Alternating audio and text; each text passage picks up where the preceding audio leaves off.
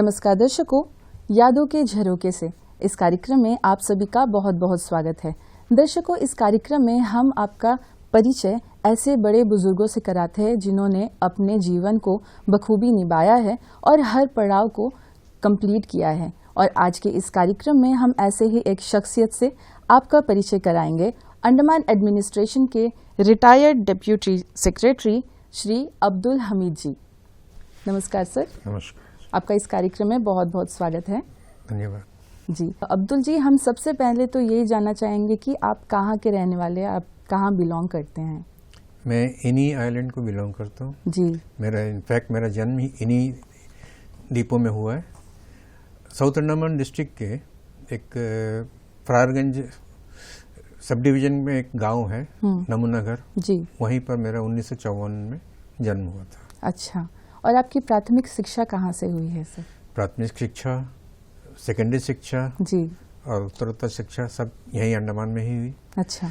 मैं पहले प्राथमिक शिक्षा मैंने एबरडीन स्कूल में किया था। अच्छा अच्छा। उसके बाद हम boys school, higher secondary school, हमारे वक्त में हायर सेकेंडरी स्कूल हुआ करते थे, अब सीनियर सेकेंडरी स्कूल है, उस वक्त हायर सेकेंडरी स्कूल हुआ करते थे, वहीं से मैंने हायर सेकेंडरी पास किया। उसके बाद गवर्नमेंट कॉलेज जो अभी जो है, जिसका राजकीय महाविद्यालय नाम है जिसका, जी जी, वो जो है गवर्नमेंट कॉलेज कहा जाता था। अच्छा। उसमें मैंने एडमिशन लिया था जी। मैं जब सेकेंड ईयर में पढ़ रहा था, अचानक मेरे पिता की मृत्यु हो गई। अच्छा। तो मुझे लगा कि मैं आगे पढ़ाई नहीं कर पाऊंगा, क्योंकि मेरे घर में एक ही कमाने वाले व्यक्ति थे, मेरे पिता। तो मैंने उस वक्त से नौकरी ढूंढना शुरू करा। 2-3 जगह उस समय नौकरी में ज़्यादा प्रॉब्लम नहीं होती थी, अलग अलग डिपार्टमेंट में निकली थी, वैकेंसी निकली थी, मैंने अप्लाई किया और मेरा सिलेक्शन 2-3 जगह हो गया था एक साथ। अच्छा। लेकिन मैंने ज्वाइन किया एज ए क्लर्क। अच्छा जी। तो जैसे आप बता रहे हैं, तो आपकी first posting as a clerk हुई, तो इसके बारे में हमें बताइए, आपका एक्सपीरियंस कैसा रहा और आपको प्रोसीजर्स ऐसे कौन से निभाने पड़े इस पोस्ट के लिए? ऐसा था कि पहले तो ये क्लर्क का जो पोस्ट है उसमें कोई पहले से एडवांस ट्रेनिंग नहीं होती, लेकिन सर्विस ज्वाइन करने के बाद हमारे वक्त में एक लेक्चरर हुआ करते थे, लेक्चर ट्रेनिंग सेक्रेटरीट में हुआ करते थे। उसमें बैच में कुछ कुछ ट्रेनिंग हुआ करते थे। अच्छा। मुझे इत्तेफाक से उसमें चांस मिला और मैंने उस ट्रेनिंग को पूरा किया था। और उस ट्रेनिंग में हमें सर्विस रूल्स को कैसे रेफर किया जाता है, उसको कैसे उपयोग में लाया जाता है, नोटिंग ड्राफ्टिंग कैसे किया जाता है, ये सिखाया गया है। अच्छा। तो उस ट्रेनिंग का मेरे सर्विस लाइफ में बहुत काम आया। अच्छा। तो ये थी आपकी प्राथमिक जो भी पोस्टिंग हुई थी जॉब। इसमें आपने बताया कि जैसे प्रायर आपको कुछ एक्सपीरियंस तो नहीं था और ट्रेनिंग नहीं थी, तो इसके बाद इनिशियली आपको ऐसे कौन सी चुनौतियां सामना करना पड़ा, क्योंकि ये तो आपका पहला जॉब था? शुरू में तो ऐसा था कि जब हम इस पोस्ट को ज्वाइन करते हैं तो जूनियर मोस्ट जो होता है तो लोअर ग्रेड क्लर्क ही होता है। हाँ जी। तो जूनियर मोस्ट को हमेशा डायरी और डिस्पैच का काम दिया जाता है, तो उसमें कोई चुनौती होती नहीं है। अच्छा। और जो पेपर आता है उसका रजिस्ट्रेशन करना है, उनका उसमें जिसको मार्क किया जाता है उनके पास में भेजना, वही उनके काम होते थे। हाँ। और यह जो पेपर डिस्पैच होता है उसे जो रिसिप्ट्स के रिप्लाईज जो डिपार्टमेंट से जाती है बाहर, तो उनको एक रजिस्टर में एंट्री करके उसे भेजा जाता है, उसे डिस्पैच में दिया। जी हाँ। अब्दुल जी, जैसे आपने कहा कि आपने शुरुआत लोअर ग्रेड क्लर्क से की है, तो इसके बाद आपकी पोस्टिंग कहाँ कहाँ हुई और आपकी पूरी जर्नी के बारे में बताइए कि कैसे आप डिप्टी सेक्रेटरी तक पहुँचे?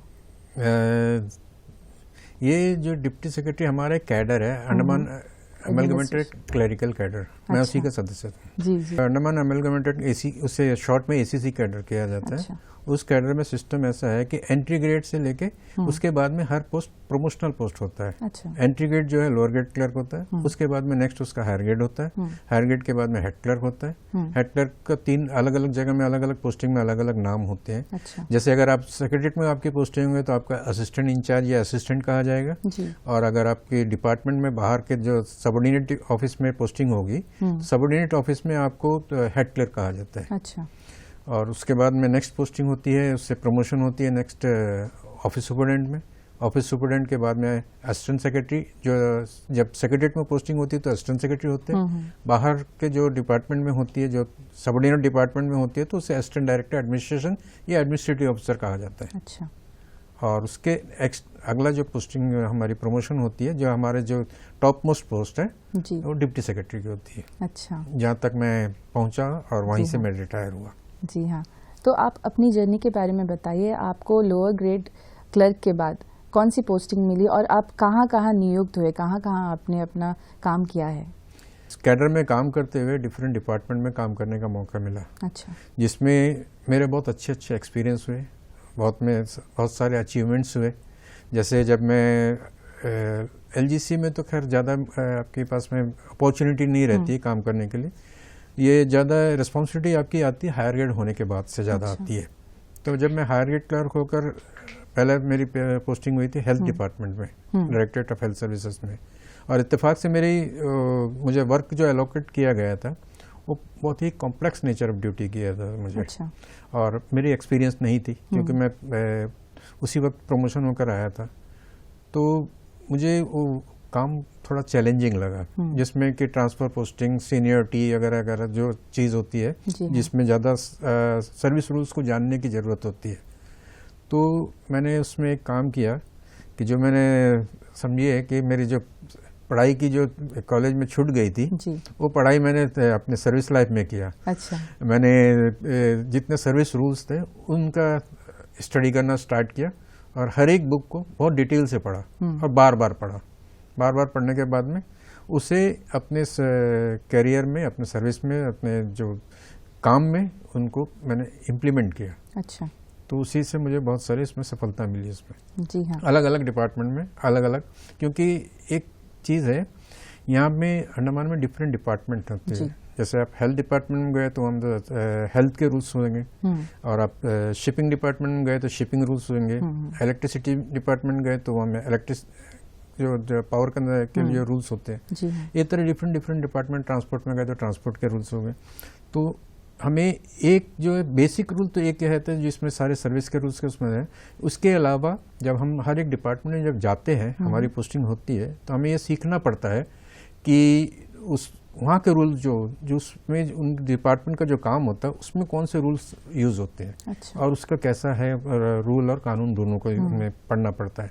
उसको पढ़ के फिर उसके हिसाब से हम उस डिपार्टमेंट में सेवा कर पाते हैं।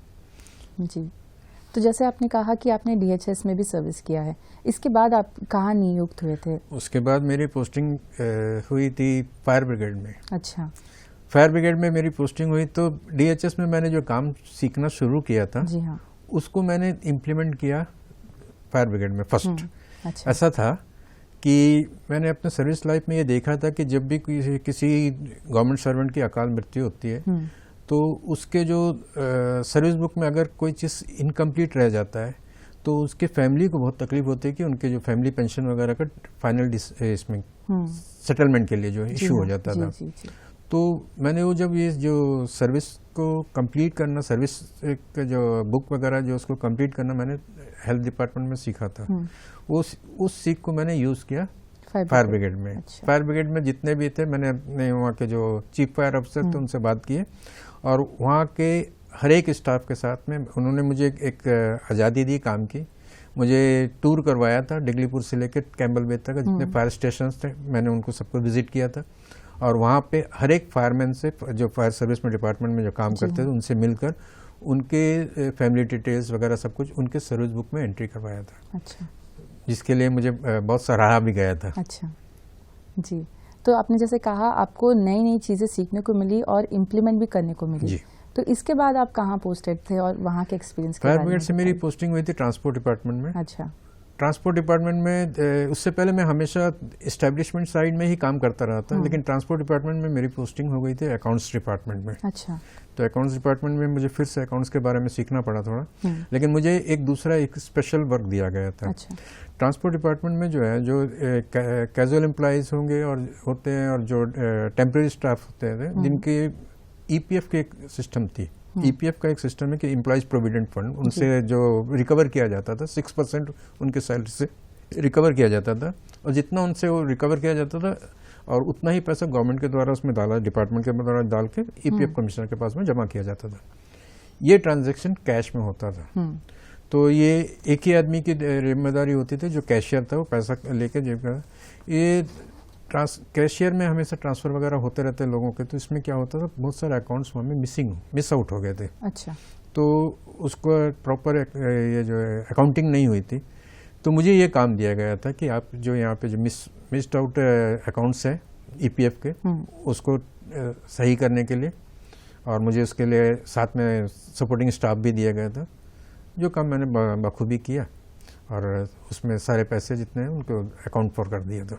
जी हाँ, जैसे आपने अभी कहा कि आपने डीएचएस में किया है, फिर फायर ब्रिगेड में किया है, फिर अभी उसके बाद आपने और आगे की करियर कौन कौन से डिपार्टमेंट्स में आपने? उसके बाद मैं मेरी posting on deputation as divisional accountant, अच्छा, इलेक्ट्रिसिटी डिपार्टमेंट में हो गए थे, सर्किल ऑफिसर इलेक्ट्रिसिटी डिपार्टमेंट। अच्छा, वही अकाउंट्स के साइड में था।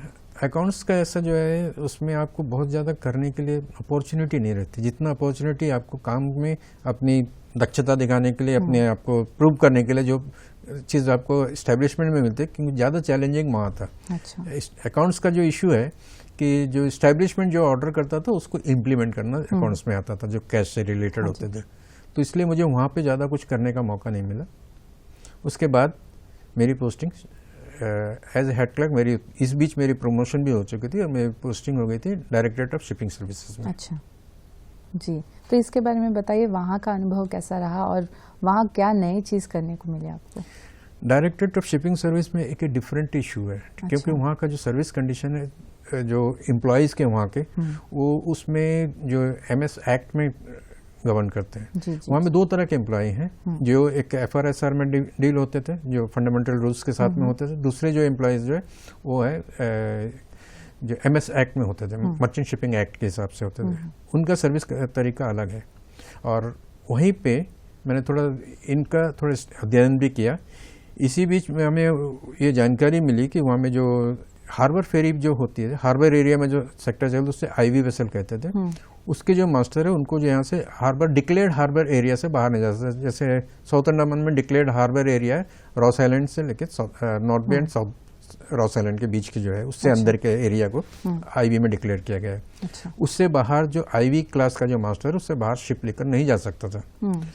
तो डीएसएस के पास में एमएस क्लास के वेसल भी थे, जिसमें कार्गो भी थे, नॉन कार्गो भी थे और पैसेंजर भी थे उसमें। तो उस वक्त की बात ऐसी है, उसमें एमएस क्लास में जो मास्टर्स जो है बहुत कम मिलते थे या मिलते ही नहीं थे, क्योंकि यहाँ पे जो सैलरी का स्ट्रक्चर था उस स्ट्रक्चर में आते नहीं थे, क्योंकि एमएस में उनको बाहर में अच्छी सैलरी मिलती थी। तो उस परेशान को, और हमारी तो आइलैंड है और शिपिंग हमारी लाइफलाइन है, तो उसके लिए डिपार्टमेंट ने पूरे इंडिया में जो शिपिंग को कंट्रोल करते हैं, डीजी शिपिंग, उनसे उन्होंने स्पेशल परमिशन लेके डिस्पेंसेशन से हमारे जो आईवी क्लास के मास्टर्स थे उनको रॉस आइलैंड से बाहर डिफरेंट आइलैंड में सेल करके जाने के लिए उनको लिए परमिशन दिया गया था। अच्छा। धीरे धीरे ये परमिशन ये जो डिस्पेंसेशन दिया जाता है, ये थोड़े से पीरियड के लिए दिया जाता है ताकि आप अपने लिए कुछ एक रेगुलर अरेंजमेंट कर लिया जाए। धीरे धीरे डीजी शिपिंग ने ये डिस्पेंसेशन का काम को बंद कर दिया। वो कहा कि मैं और आगे हम नहीं दे सकते। उस वक्त डिपार्टमेंट बड़ी परेशानी में भी थी। डीजी शिपिंग ने एक प्रपोजल अंडमान एडमिनिस्ट्रेशन को भेजा। उन्होंने ये बताया था कि जो मास्टर डिस्पेंसेशन में काम करते, क्योंकि उनको एक्सपीरियंस ऑलरेडी था और वो जा ही रहे थे, सिर्फ डिस्पेंसेशन का इशू था, तो बोले उन्होंने एक प्रपोजल दिया था कि इनको एक ट्रेनिंग दिया जाए। एक ट्रेनिंग देके आप उनको एग्ज़ाम लेके उनको पास हो जाएं तो उनको एक अंडमान निकोबार आइलैंड्स के लिए स्पेशल एक Andaman Nicobar islands limited masters NCB master के सर्टिफिकेट से दिया जाएगा। एनसीबी नियर कोस्टल वॉयज बोलते हैं जैसे, तो उसके लिए दिया जाएगा। तो एक्चुअली जब मेरी पोस्टिंग हुई थी डीएसएस में, वो पेपर मेरे हाथ में लगा, लेकिन उसमें एक टाइम बाउंड दिया था जो टाइम पार हो चुका था और उसका रिस्पॉन्स नहीं हुआ था। अच्छा। तो मैंने उस वक्त के डायरेक्टर शिपिंग सर्विसेज से बातचीत की और उन्होंने कहा कि ये तो बहुत अच्छी बात है, हम अपने अगर हम ये इसमें कामयाब होते हैं तो हमारे पास अपने मास्टर होंगे और हम अपने पैरों पे खड़े हो जाएंगे, इसलिए तो उन्होंने मुझे परमिशन दिया और टेकअप करने के लिए कहा डीजी शिपिंग के साथ में। हमने उनके साथ में कॉरेस्पॉन्डेंस किया। अच्छा। और लकीली डीजी शिपिंग हमारे मान गए और उन्होंने अरेंजमेंट किया, यहाँ पे फैकल्टीज़ भेजे, ट्रेनिंग प्रोग्राम बनाया, प्रोग्राम बना के फैकल्टीज से हमारे जो है हमें डिस्पेंसेशन मास्टर थे उनको उन्होंने ट्रेनिंग दी। ट्रेनिंग देकर उनका एग्जामिनेशन लिया और उसमें जिन्होंने एग्जामिनेशन पास किया उनको NCB limited certificate for as master in Andaman Nicobar islands के लिए स्पेशली उनको दिया गया। अच्छा। और ये ऐसी चीज़ है, इसमें से कुछ मास्टर ने आगे पायलट की ट्रेनिंग करके हमारे यहाँ में जो बड़े बड़े जहाज आते हैं, जो मेनलैंड से आते हैं, उसमें पायलटिंग कर रहे हैं। अच्छा। आज के दिन भी। जी, ये तो बहुत अच्छी बात है। जी, तो ये आपके करियर में एक अचीवमेंट पॉइंट हम बोल सकते हैं। ये मेरा एक पॉइंट है क्योंकि यहाँ पे ऐसा है कि मुझे तो पहले शिपिंग के रूल्स के बारे में तो जानकारी नहीं थी। जी, मैंने उसी डिपार्टमेंट में आने के बाद में उसे पढ़ के उसके जाना, उसको सीखा, जी हाँ। उसको समझा और उसके बाद में उसमें काम किया। जी, तो एक अचीवमेंट के तौर पे ही मैं देखता हूँ उसे। जी, तो आप डीएसएस में कितने साल थे, फिर इसके बाद आपकी पोस्टिंग कहाँ हुई? डीएसएस में 5 साल था। अच्छा, तो इसके बाद आपकी पोस्टिंग? उसके बाद मेरी पीएमबी में पोस्टिंग हो गई। अच्छा। पीएमबी में मुझे, पीएमबी के अंतर्गत आता है अंडमान लेबर फोर्स, मेरी पोस्टिंग अंडमान लेबर फोर्स में हुई थी। अच्छा। और इसी बीच ये 2006 की बात है, 2006 में मैं ये 2006 नहीं 7 में मेरी पोस्टिंग हुई थी सर। अच्छा। उसके बाद में 2006 से इफेक्टिव होकर 6th पे कमीशन का रिपोर्ट आई। जो रिपोर्ट आई थी 2008 में, तो उसमें पे फिक्सेशन की एक इशू है और ये जो वही उसी कॉम्प्लेक्स नेचर ऑफ ड्यूटी से कनेक्टेड होता है। तो मुझे जब मेरे एक्सपीरियंस को देखते हुए मुझे लेबर फोर्स से अपने पीएमबी के हेड ऑफिस में बुला लिया गया। अच्छा। और मुझे ड्यूटी दी गई थी कि जो 2006 में जितने एम्प्लॉइज उसमें इफेक्टिव थे, हाँ। उनको सबकी पे फिक्सेशन करना, जो मैंने किया। जी जी, ये तो बहुत अच्छी बात है कि आपने जैसे एलजीसी से स्टार्ट करके आप डिप्यूटी सेक्रेटरी बने और फिर रिटायरमेंट हुए। ये सारी चीज़ों में आपको कितना डिफरेंस लगता है उस ज़माने के और अभी करंट सिचुएशन में? आप कभी कंपेयर करते हो कि कुछ चेंजेस, क्योंकि चेंजेस तो है, पर कितने हद तक चेंज हुआ है ऐसे लगता है आपको? देखिए, ये जो कैडर है, एसी कैडर बहुत बड़ा कैडर है और इसमें इतने लोग अपॉइंट होते हैं कि उनकी जो बहुत सारे तो लोअर पोस्ट में ही रिटायर्ड हो जाते हैं, जो हायर पोस्ट तक पहुंच ही नहीं पाते हैं। जी हाँ। ये एक बहुत बड़ी इशू थी और मैं आपको बताना भूल गया। अच्छा। कि इस बीच में हमारे सर्विस एसोसिएशन का जनरल सेक्रेटरी बन चुका था। अच्छा। सर्विस जो वेलफेयर एसोसिएशन हमारे कैडर के लिए है, तो उसका जनरल सेक्रेटरी बन चुका था। तो मैंने इस जिम्मेदारी को लिए समझा और मैंने सोचा कि अगर हमारे कैडर में इतनी जो बड़ी कैडर है और उसमें प्रमोशनल अपॉर्चुनिटी कम होते हुए, इसलिए बहुत सारे लोग अपने एंड रिजल्ट यानी कि जो हमारे जो हाईएस्ट पोस्ट है वहाँ तक तो पहुँच ही नहीं जाते, हाईएस्ट के उससे नीचे वाले पोस्ट में भी नहीं पहुँच पाते, नीचे से ही रिटायर हो जाते हैं। तो मेरे सर्विस लाइफ में जब मैं ये काम कर रहा था तो मेरी नज़र से एक पेपर गुजरी थी जिसमें गवर्नमेंट ऑफ इंडिया ने एक रीस्ट्रक्चरिंग ऑफ कैडर का एक प्रपोजल भेजा था। अच्छा। तो उन्होंने किया कि हर 10 साल में एक कैडर को रीस्ट्रक्चर किया जाना चाहिए और कि उसके करने से तो उसमें उस कैडर में जो काम करते हैं उनका वेलफेयर को उसमें से साथ दिया जाता है। जी। तो वो पेपर मेरे गुजरने के बाद हमने सर्विस एसोसिएशन की तरफ से हमने टेकअप किया था अंडमान एडमिनिस्ट्रेशन के साथ में कि आप हमारे कैडर को रीस्ट्रक्चर करें। उसके हमने प्रपोजल बनाया, प्रपोजल बना के हमने एडमिनिस्ट्रेशन को भेजा। तो इस बीच एक और बात भी थी, हमारे एक इशू थी कि हमारे अंडमान एडमिनिस्ट्रेशन ही ऐसा है जहाँ पे लोअर ग्रेड क्लर्क को डीलिंग असिस्टेंट के तौर पे इस्तेमाल किया जाता है एज पर यहाँ के जो सर्विस रूल्स के हिसाब से, जो यहाँ पे जो बनाया गया मैनुअल, ऑफिस मैनुअल के हिसाब से। अच्छा। लेकिन जो गवर्नमेंट ऑफ इंडिया का ऑफिस मैनुअल है उसमें dealing assistant higher grade and उससे अबव होता है। अच्छा।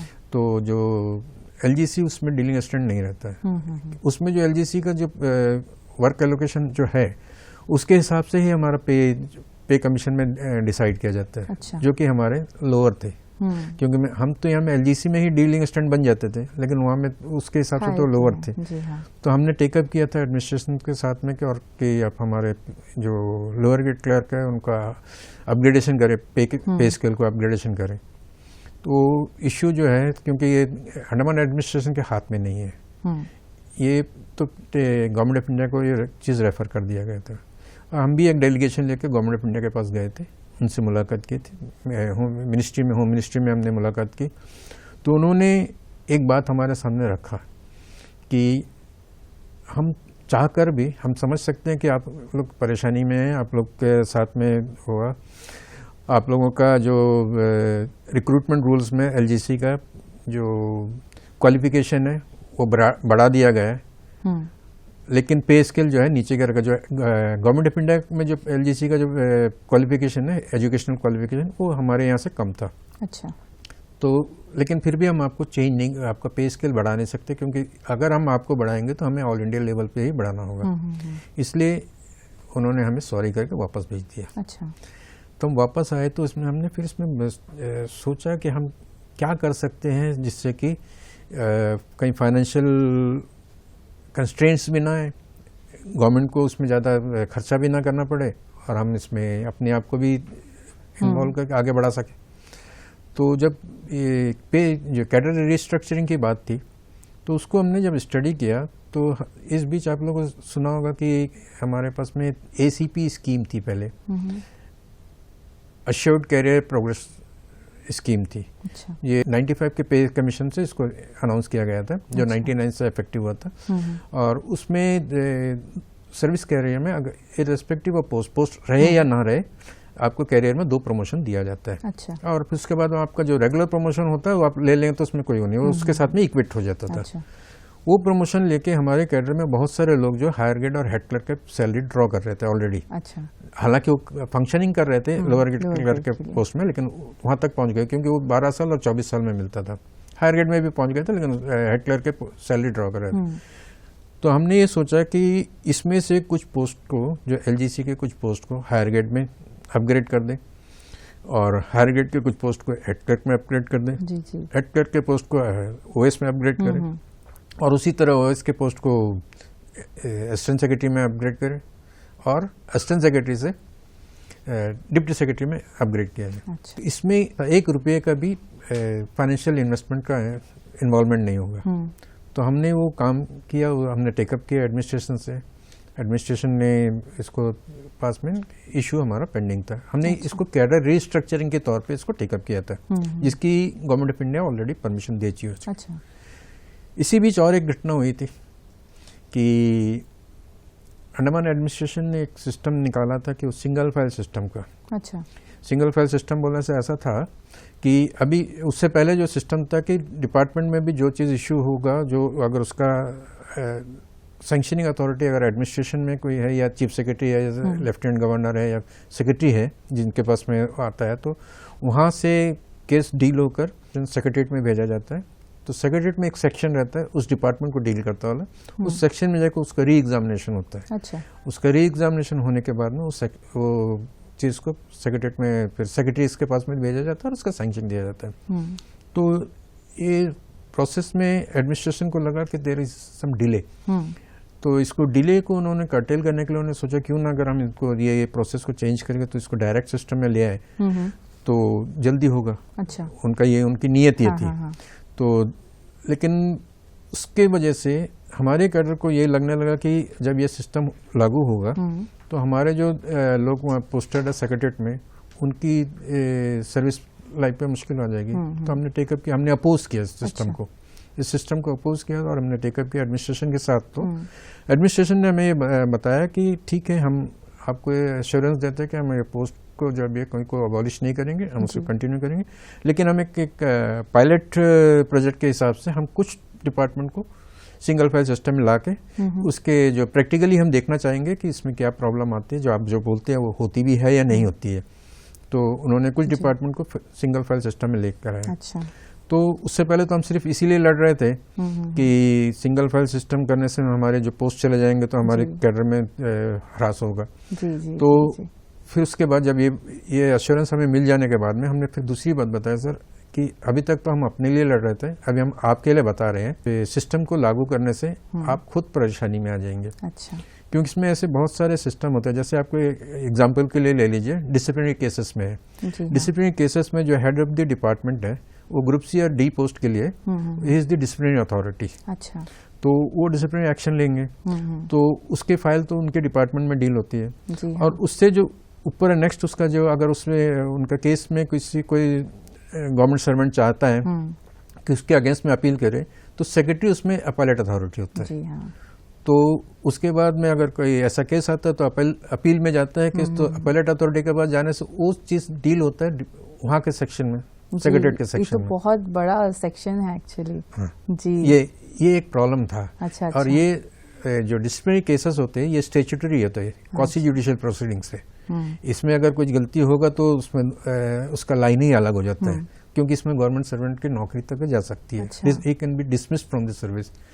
Dismissal from service is a disqualification for any other government service. अच्छा, ये बहुत सीवियर पनिशमेंट है। तो ये सब चीज़ को लेकर हमने देखा कि अगर जब ये सिंगल फाइल सिस्टम हो जाएगा तो ये परेशानी एडमिनिस्ट्रेशन के पास में आ गई कि जब आपने ये सिंगल फाइल सिस्टम कर दिया तो एडमिनिस्ट्रेशन में जो सेक्शन है वो इस काम को अब नहीं करेगा, अब तो ये डिपार्टमेंट में ही होगा। तो ओरिजिनल केस भी डिपार्टमेंट में हुआ, अपील भी डिपार्टमेंट में होगा। तो सेम आदमी अगर उसको डील करेगा तो उसमें से वो डिफरेंस को निकाल नहीं पाएगा और उसका सही जो जहाँ पे जजमेंट होना है वो हो नहीं पाएगा। जी, तो आपने इसमें भी इस चीज़ के लिए भी काम किया अपनी तरफ से? मैं तो ये चीज़ मैंने उनको बताया। इसके लिए मैं असल में जो गवर्नमेंट सर्विस में रहते हुए मैं जो ऐसे जो गवर्नमेंट सर्वेंट जो क्लाउड में आ जाते हैं जिसके ऊपर में डिसिप्लिनरी प्रोसीडिंग्स होते हैं उनको एक अपॉर्चुनिटी तो रहती है, क्योंकि नोबडी कैन बी जज ऑफ हिमसेल्फ, ये कहा जाता है। तो उसके लिए उसको अब एक और आदमी जब परेशानी में रहता है जी, तो अपने काम को सही तरीके से कर नहीं पाता। हाँ जी, हाँ तो उनको गवर्नमेंट ने एक अपॉर्चुनिटी दिया है कि वो एक डिफेंस असिस्टेंट को अपॉइंट कर सकता है।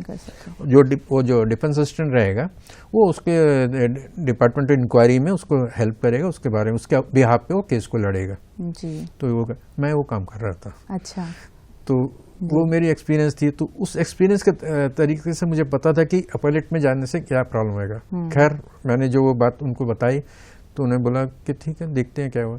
लेकिन 2-3 महीने में ही उनको ये चीज़ प्रॉब्लम उनके सामने आ गई जब केसेस उनके पास गए। तो अच्छा, तो उनको फिर इसका दूसरा रिकॉर्स करना पड़ा। लेकिन उसके बाद जो जिस चीफ सेक्रेटरी और डेवलपमेंट कमिश्नर थे उनके साथ में हमारी जो पहली मीटिंग हुई थी सिंगल फाइल सिस्टम के अपोज के बारे में, उन्होंने मुझे बुलाया। अच्छा, कि आप लोगों ने हमें बहुत सही सजेशन दिया था लेकिन हमने माना नहीं आपकी बात को, लेकिन अब आप ये बताइए कि हम आपके लिए क्या कर सकते हैं। हम सर हमारा एक बहुत अच्छा प्रपोजल आपके पास पड़ा है, पेंडिंग है, आप वो हमारी प्रपोजल क्लियर कर दीजिए। उन्होंने कहा कैसे कर सकते हैं सर?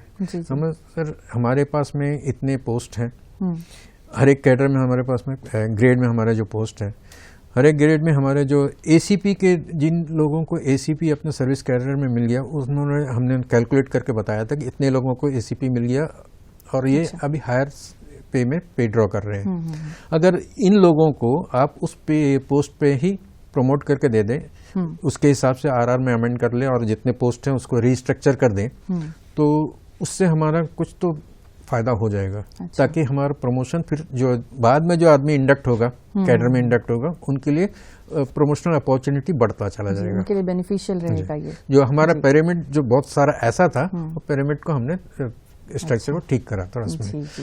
उन्होंने मान लिया हमारी बात को और उन्होंने एक कमेटी बनाया, कमेटी में उसका एग्जामिनेशन हुआ, हमारा केस को सही पाया गया, फाइनेंस को भेजा गया, फाइनेंस डिपार्टमेंट ने भी उससे करेक्ट पाया, क्योंकि उसमें कोई फाइनेंशियल इन्वॉल्व नहीं था, फाइनेंशियल एंगल से क्लियर किया। तो हमारे कैडर में बहुत सारे रिस्ट्रक्चरिंग हो गया। अच्छा। और बहुत सारे पोस्ट हमारे क्रिएट हो गए। क्रिएट नहीं हो गए, मतलब रीडेजिग्नेटेड हो गए। अच्छा। तो उस वजह से हमारे प्रमोशनल एवेन्यूज बहुत खुल गए और उसका मैं खुद भी एक लाभार्थी हूँ। अच्छा। मेरी भी रिटायरमेंट डिप्टी सेक्रेटरी पोस्ट से हुई। जी हाँ जी। तो अब्दुल जी, ये तो बात कर रहे थे हम आपके प्रोफेशनल लाइफ, तो अभी हमें बताइए कि रिटायरमेंट के बाद इन दिनों आप क्या कर रहे हैं? रिटायरमेंट के बाद में जी मैं वही करता हूँ जो मैं पहले कर रहा था। अच्छा। जैसे मैं डिफेंस करता हूँ। अच्छा। अभी भी जो गवर्नमेंट सर्वेंट है, पहले जो इन सर्विस गवर्नमेंट सर्विस के पास में एक लिमिटेशंस थी, वो 3 केस को ही कर पाता था एक। अच्छा। रिटायरमेंट के बाद में वो अपॉर्चुनिटी हमारे साथ बढ़ गई, हमारे अभी 7 केसेस को मैं कर सकता हूँ और मैं कर रहा हूँ। जी, ये बहुत अच्छी बात है। अब्दुल जी, आप जो युवा प्रेक्षक, युवा जनरेशन देख रहे हैं अभी यह कार्यक्रम को, या फिर जो भी यह कार्यक्रम को देख रहे हैं, उन्हें क्या कहना चाहेंगे, क्या संदेश देना चाहेंगे अपनी तरफ से? मेरा तो एक ही संदेश होगा कि आप जिस भी काम में लगे हुए हैं उस काम को अच्छी तरह से सीखिए और उसे अपने लाइफ में इम्प्लीमेंट कीजिए। जी, आपने इस कार्यक्रम के लिए अपना महत्वपूर्ण समय दिया, अपने सारे अनुभव हमसे साझा किए, इसके लिए हमारी पूरी दूरदर्शन टीम की ओर से आपका बहुत बहुत धन्यवाद। नमस्कार। आपके दर्शकों को भी मेरा नमस्कार। जी, तो दर्शकों, यह था आज का कार्यक्रम यादों के झरोखे से। अगली बार फिर मिलेंगे। नमस्कार।